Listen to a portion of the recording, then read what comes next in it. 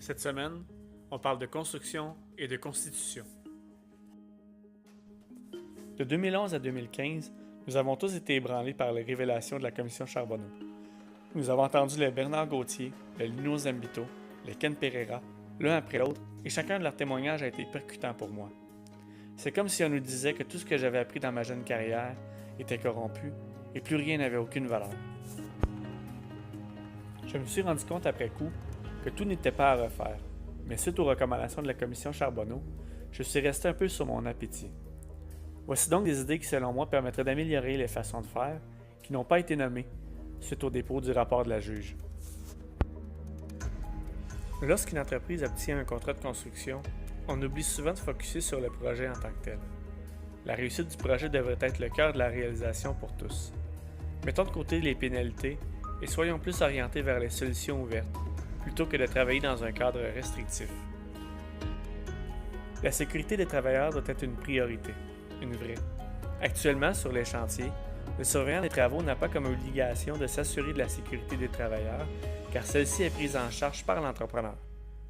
Le surveillant devrait avoir son mot à dire, et pour cela, il faut intégrer les méthodes de sécurité plus clairement dans les devis, et il faudrait donc que le maîtrise d'œuvre soit pris en charge par le maître d'ouvrage. Lorsque l'on œuvre dans le milieu de la construction, plusieurs travaux sont payés en fonction de la quantité réalisée. Une tonne de pavage posé devient ainsi une tonne de pavage payé. Cette méthode fait en sorte que les travaux sont faits plus vite et qu'on tend à dépasser les quantités nécessaires aux travaux pour être payé plus. De plus, tout le travail qui est fait pour compter seulement les quantités réalisées sont parfois fastidieuses et on en oublie la qualité. J'ai déjà vu un projet de 1300 articles au bordereau et de dénombrer ces travaux s'avérait très fastidieux. Il faut mettre les priorités aux bons endroits. L'utilisation de la technologie et la protection de l'environnement sont des sujets d'actualité dans le domaine de la construction.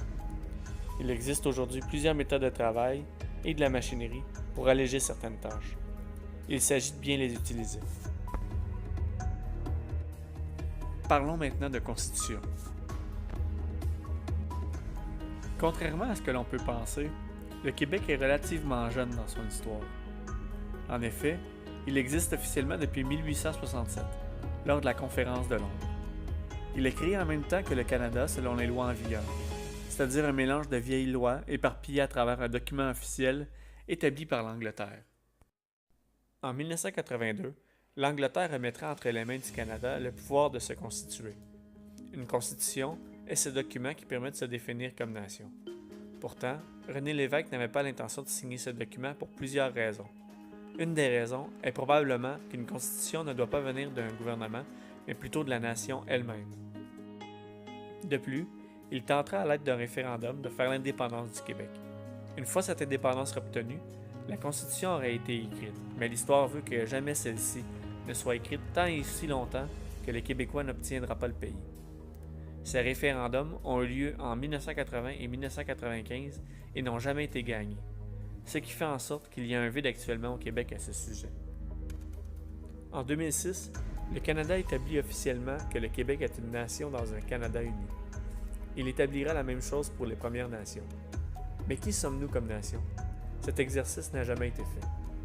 Quoi qu'il en soit, que vous croyez au projet de René Lévesque ou pas, la constitution de notre nation reste un vide qui, je crois, devrait être comblé.